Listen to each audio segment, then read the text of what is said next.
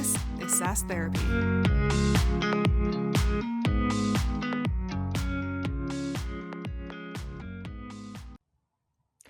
Hello, everyone, and welcome to another edition of SaaS Therapy, the show where we help you save your most important business relationships, your customers. I'm your host, Todd Kirk. I'm joined by my co-host, Casey Trujillo. And, this year we have decided that we are going to spend a little bit more time focusing on a couple of topics that we feel are really important.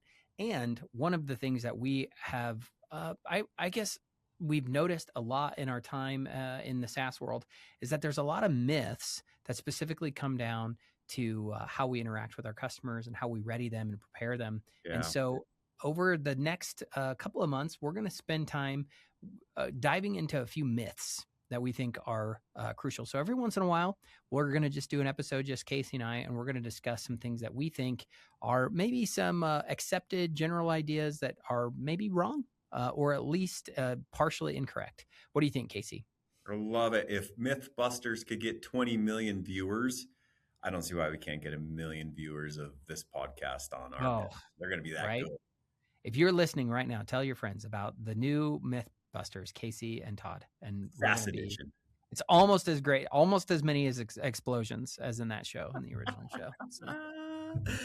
Well, Todd, we talked about doing 5 of these.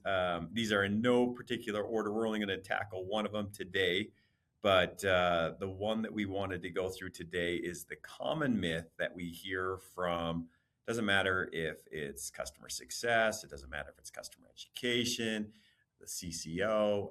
I don't care who you are. I've heard this term from every individual. It's not like one person is the one that's always saying it, but they have the common phrase where they say, our customers don't have time for training.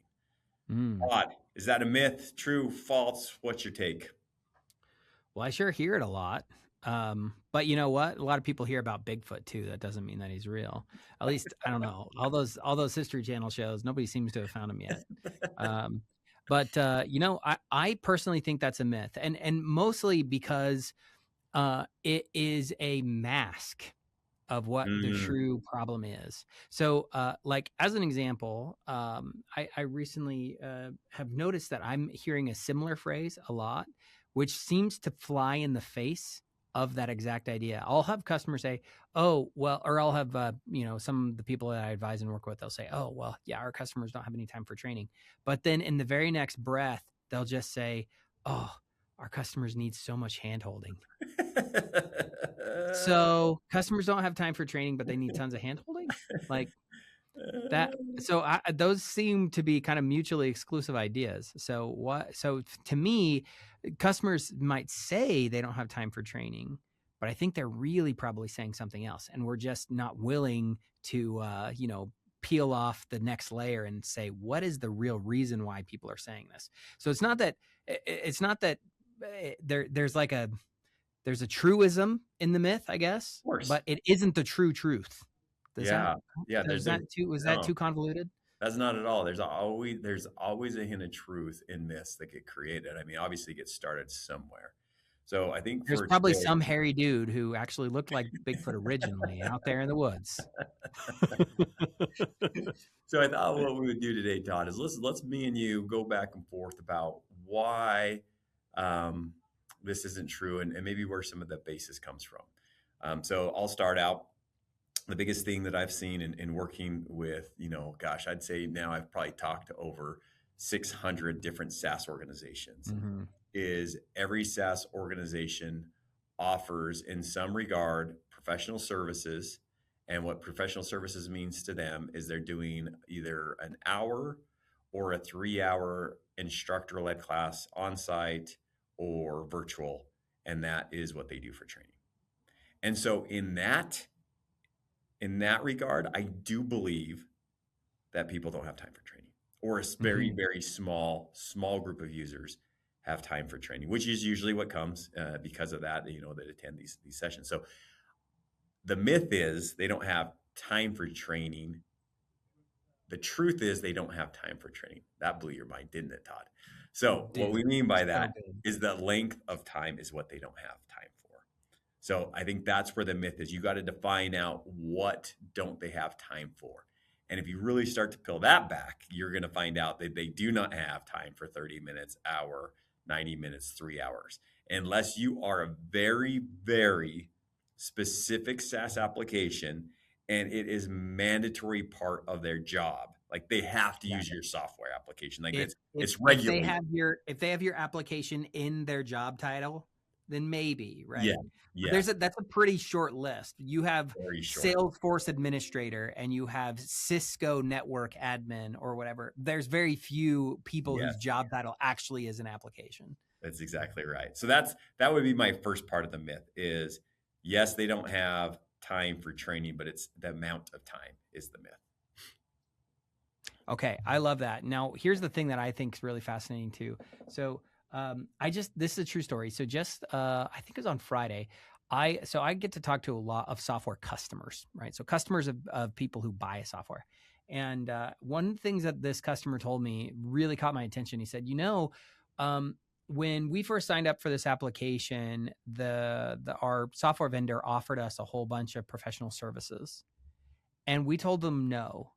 And the reason we told them no was because we knew that it was just going to be stuff that was going to be like, here's where here's the tour Mm-hmm. button, here's where this Mm-hmm. is, here's how you do this.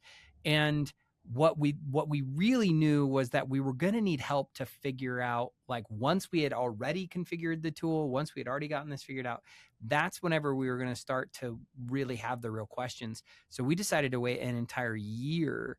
And but now the software vendor won't give us the time of day because we're already deployed. So it was like this really funny thing where the customer didn't want training because I actually think it's two parts, right? It's not just the time, but it's the type. So the issue Mm. is that a lot of times we define or create the training the wrong way. So like, who wants to go to an hour-long meeting where somebody's going to just click through every single menu item in an application and just be like, so click here, this is the settings menu, and here you can type in the name of your company. Click here, this is the user menu, this is where you can add your users. Click here. You know what I mean? Like, it's just it's boring. And in their minds, you think that I think I told you this earlier today, Casey, but a lot of times we actually treat our customers like they're dumb. Mm. And so a lot of the live training that's out there, it just customers feel like we think they're stupid. And that's a problem. That's the reason they don't want to do it. When they say, I don't have time for training, what they really are saying is, I don't have time for you to treat me like I'm a child who can't explore. Now, they might not do it on their own, right? That's a valid issue. But the reason they don't want you to hop onto a call for 2, 3, 4 hours is because they feel like you're going to treat them like they're remedial, like they Mm. don't understand basic concepts, and they might not. But there's this approach, there's this feeling that oftentimes exists in professional services that the person who is training me thinks they know more than me, or is going to like make look down on me, or make me feel like I'm not as good. And so what I really feel like is when people say they don't have time for training is, I don't have time for bad training. I don't have time for training that's going to make me feel stupid. I don't have time for training that's going to take too long when I could have figured this out on my own faster if I didn't have to sit there on my butt and listen to you talk and ramble at me for a couple hours.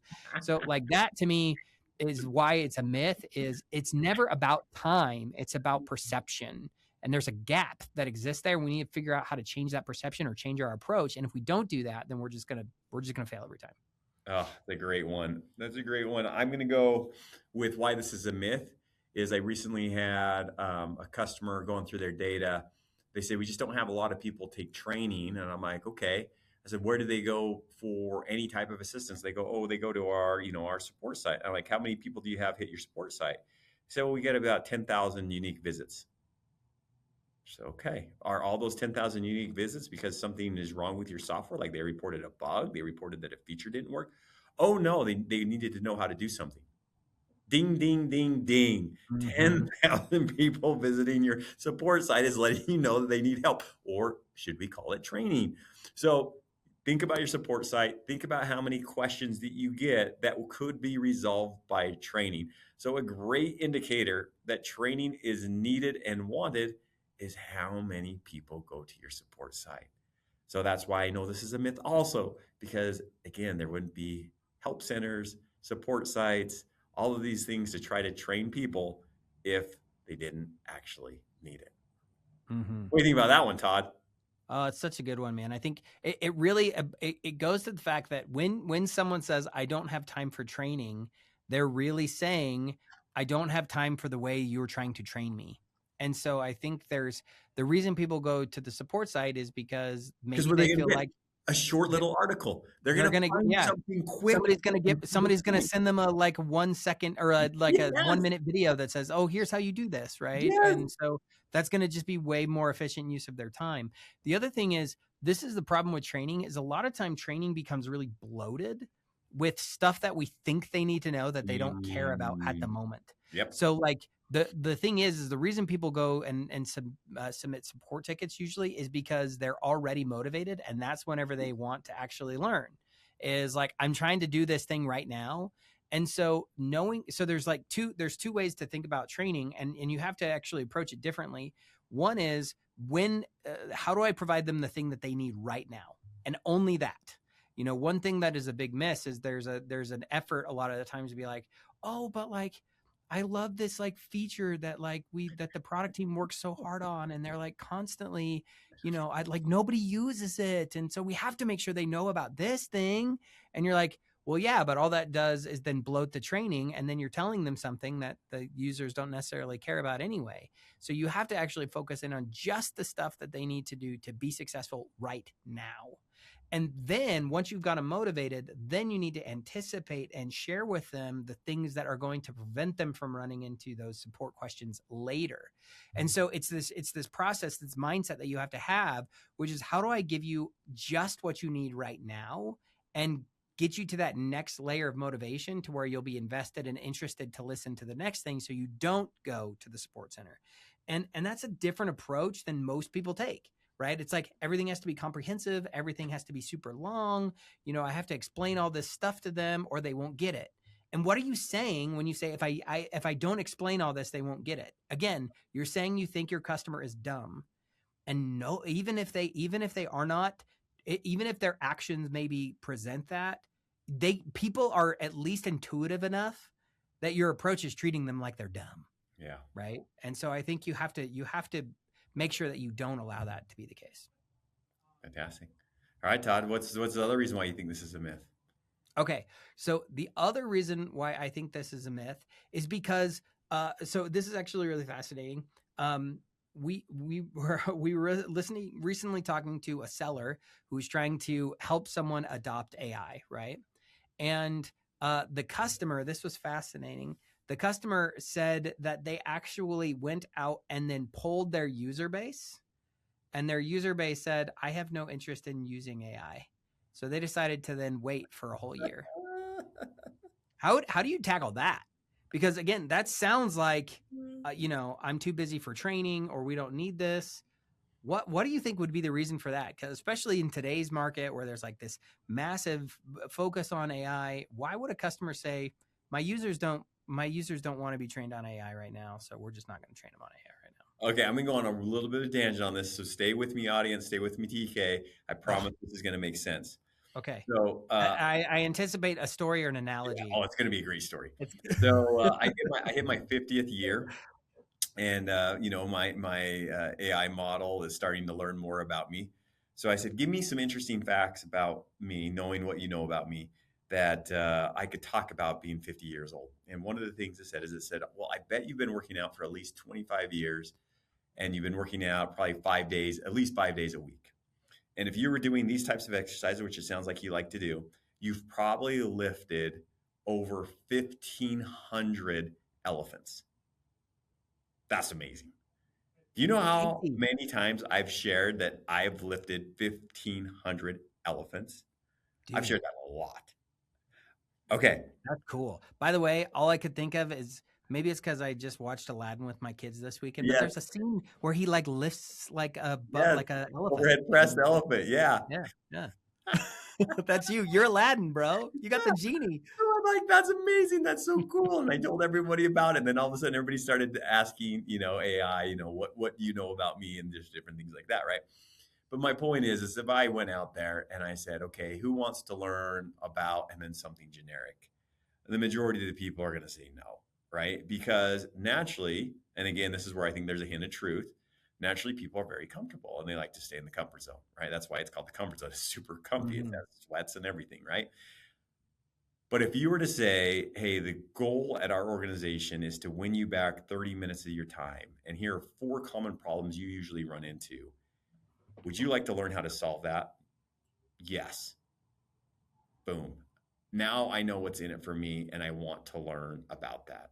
So it is positioning, like the way that your sales team positions. How are we going to help you draw out the most value? I just sold you value. I just sold you outcomes. And here's how I'm going to deliver outcomes. I am pretty sure that 99% of the SaaS organizations out there, the AEs aren't doing that part. The CSM inherits something. Their first kickoff call, like you're going to hear all the talking heads talk about, well, you got to find the value. You got to find out and establish what it was. And the seller screwed it up. So you got to reestablish it. Well, again, going back to the point, if the AE was already grounded in it, they already said, here's how you're going to get the value. The CSM inherits someone that knows how they're going to go get the value. Now, when that customer pushes out the value, they're pushing out this as part of the process. Change management has never been an event. It is always a process. It is always something that we're doing. And if you haven't listened to our adopt framework, go back and listen to that. But it has to start from the beginning of the sale to the renewal and ongoing. And it always has to be in what's in it for the customer you sold to and to their end users. So if you're not matching and aligned in any of that, where you're like, yeah, we have some trainers and then we have an academy site you could go to. Yeah, no thanks. Not going to any of that. And that's the reason why people don't have time for training. It's a myth, but it's true. Yep, it's right. It is kind of funny because it's like maybe if we were really being mythbusters, we would say this one's plausible. But the reason it's plausible is because you can make the case for it, but Yeah, it's not actually the problem. right. You're missing the actual problem. We've talked a lot about like ADKAR and the adopt framework in the past. Can I throw another change model that's really Mm, similar? the Um, audience is screaming for it. Give me more oh, cowbell, is what right. they're saying. Yes, more cowbell. Everybody loves this. Casey, have you ever heard of the trans theoretical model? Sounds That, extra, that extra sounds nerdy. more like what I learned in history about some like the Louisiana Purchase or something like that. But yeah, I have not heard of this one. Okay, cool. So the trans theoretical model for change is basically the same thing as a lot of these other frameworks, but they use a word that I really, really like. And the reason that one never stuck is because it doesn't make a cool acronym like adopt or Yeah, ADKAR. So that's the reason it never stuck. But fair. what I really love is when it comes to the awareness and desire phase, which is usually the first phase of anything, right? The goal of change is to spark some level of motivation inside of a user every time, right? The words they use in the trans theoretical model is pre-contemplation and contemplation. Hmm. So the reason why I think that's really interesting is like you go back to that question about the user saying, we don't really care about AI or we don't really want to have time with AI. That suggests that they are in the pre-contemplation phase. And so I love that idea of like contemplation means like you're actually considering Yeah, something. And so the consideration of like, is this worth it? Is this something I want to look at? So it's like almost backs up a whole level, right? So it's like yeah, I might be aware that something exists. I might be aware that AI might be valuable, but I'm not necessarily contemplating new ways of using it or new motivation, more new ideas, or I'm not even contemplating getting trained on it because I just don't believe that the training is going to be valuable to me or whatever that might be, mhm, right? So that idea of pre-contemplation is really interesting. And the effort to get someone from pre-contemplation to contemplation is a little bit of a different process. So, I mean, this isn't meant to be a conversation about the trans theoretical model of change, but I think it's a really interesting concept to consider is like maybe when they say I'm too busy for training, is they're really in a pre-contemplation phase. It's not about awareness so much as it is about they're not even open to considering it. And why not? What's the baggage that the customer is bringing to the conversation that you need to unpack so that it makes it easier for them to actually get behind the idea of changing their behavior? mm, fantastic. Todd, here's another reason why I know Was that too heady-minded? I'm sorry, people. no, I think there's some Sorry, people. let me go back to the gym and we'll just lift those I elephants some mean, more. lifting Forget big elephants to words like that, trans-theoretical and pre-contemplation, but I'd go with lifting elephants. Here's another reason why I know this is a myth. If you were to go and do a survey to your CSMs, we did this at the Churn Zero conference. We pulled a yeah. different variety of CSMs Great, that were dude, all there, this is money. This is money, right? We Casey. had 70 plus different CSMs attend from different SaaS organizations. And the number one thing they spent their time on was doing product training.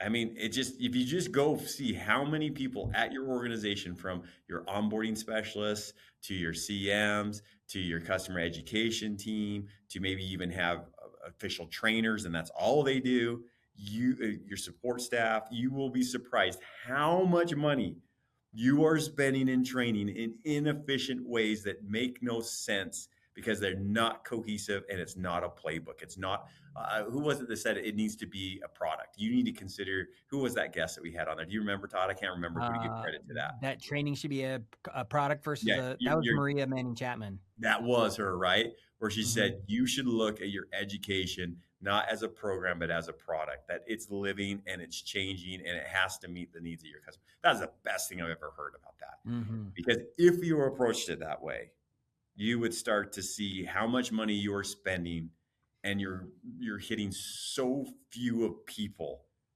when everybody is asking for training. They're just asking it in a way that you don't recognize. So that's why I know that people want training, and this is a myth, is because how much time everyone in the organization is spending on this. Well, and when you bring the mindset of like training as a product, then you start thinking about, well, is it a product problem or is it a positioning problem? And you obviously start to see things very differently when you treat your baby with education and training and all that stuff. You treat it like a product. It changes the mindset of how you evaluate success and how you spend your time. Right. And so like you are going to have way more impact if you're thinking, well, it's a product. What's the product that my customers actually want? Because they are, they're clearly, they want training. They just obviously don't want the training I'm providing. So I got to figure out how to change that, how to put that into a different setup for them to be successful. So I love that. And it's going to be an internal battle because, right now, education is looked at a cost center. And I think that's why we're trying to give you these different frameworks to think about, and why this is a myth is because you're actually spending so much money, so much time to fix this problem you don't even know about. Right. And so as you're talking internally about, hey, you know what, I think there's a different approach we could take to this. I think there's more value than what we're actually seeing. You need to be armed with this type of information to help your leadership say, oh, wow, we have over 30,000 hits on our support site. We polled our CSMs. They're spending 62% of their time doing product training. Our implementation people are answering simple questions. They're not even getting into the deep dive types of things. They're just answering simple how-to questions. We just had, again, a customer talk to us about the value of having a good customer education system, where that individual said, you know what, I'm not answering, they do a CRM. I'm not answering the questions of how to create a lead or how do I create a company. We're talking about how do I create automation inside the CRM platform, the things that actually deliver business outcomes, because they've already been trained on how to answer the simple things, right? That's the type of data you got to come prepared to help everyone see that it is a problem. You are addressing it. You're just addressing it in ineffective ways. So TK, what's our homework? What's the homework on this one? How do we give homework on a myth? Oh, man. Well, okay. So I think this is the thing that we need to do is we need to, I would say maybe the homework should be, this is going to sound too consultant of me. That's not a word. Is it going to sound too like advisor, consultant of me? Okay. I actually think one of the things that would be really beneficial would be to do a 5 whys exercise. Solid. So the big issue that I think, Yeah. So for those of you who've never heard that idea, it's concept is to ask why 5 times. And the main goal here, and in most cases, is what if you could break your problem down into first principles, if you could get down to the root cause, the smallest, most obvious thing that is actually causing the failure, how would you do that? And so when you ask yourself why 5 times, it allows you to, it starts to peel away the masks, right? Because I started this whole idea of like saying, hey, this, my customers are too busy for training as a mask. And I think you've demonstrated beautifully, Casey, that it's like clearly customers want training because they're getting training. They're just Mhm. doing it outside what you want them to do or the Yeah. thing that you wish that they would do. They're still getting the training. They're still asking for the training. They're just trying to avoid doing it the way you're telling them to do it. And so understanding why that might be would really require you to actually take an introspective look and be willing to pull away the layer and say, is that actually the real issue? Or is it something that goes even deeper? So that would be my homework is if you've ever said those words, I want you to ask yourself why. And then whenever you come up with an answer, I want you to go another layer deep. And then I want you to go another layer deep until you can get to the point where you're like, yes, this is actually the real problem. This is the real root issue. Oh, it's awesome. TK, mine would be imagine that someone came in and observed the way that you try to change or you try to train your customers. What would be the first thing they would take out? Mm. And if you immediately come up with an answer, that's the answer. If it takes a little struggle, okay, maybe you're doing a pretty good job. But I think most people, as soon as you heard that question, you were like, I know what I'm taking out. I had a personal coach, and I was just trying to get better in my schedule and my mindset and different things like that. And And that your was, elephant lifting. they asked me, they said, hey, if I was to observe you for 24 hours, what would be the first thing I'd tell you to take out of your schedule? Mm. And it popped in immediately and I knew what it was. And it's like, he's like, yeah, that's where you should start. So I think we actually By the know way, the answers, right? I was going to say, isn't that sad that like a lot of times we know the answer, but sorry guys, this is going to get really into therapy here. How sad it is that we have our little thing that we just hold on to, even though we know it's bad for us, or we know it's not Right. helping us, or it's not getting us where we want to go. But being willing to actually verbalize like this needs to get cut, this needs to get moved out. Oh man, that's hard to do sometimes, but totally worth it. So hopefully y'all can actually take that advice and go make it so. So Casey, Well, this has been great. it's awesome. Spread the word. This is a myth, people. Help us revolt, help us understand, help us get better as a SaaS organization. What I love about the SaaS industry, is we're pretty good at listening to each other and following. What's also bad about the SaaS industry, we're really good at following each other. And sometimes when it's bad, and we all do the same exact thing, right? You don't believe me? Oh, isn't it interesting that everybody hired a bunch of customer success managers? Oh, isn't it interesting that all of a sudden nobody's hiring customer success managers and they're downsizing? Like everybody follows each other. Yeah. Like it's good when it's a good thing and it's bad when it's a bad thing. So spread this episode, let people know this is a myth. People want training. You're doing it the wrong way. And let's find good solutions, because I know there's so many creative people out there that could find the right way to do this that the customers actually want. I love it. Casey, thanks so much, man. This has been great. For those of you, if this is your first time here, hey, welcome to joining us here in 2026. Yeah. We've been doing this for like 2 years. There's like 160 episodes. If you like this, if we have awesome guests, Casey and I meet all the time, go back and listen to past ones. Give us a like or review us or leave us a comment. We're glad you're here, and we hope you stick around for future episodes. Dropping, I think this year in 2026, we're going to try to drop them every Wednesday. So I'm back. Thanks, everybody, and have a great week.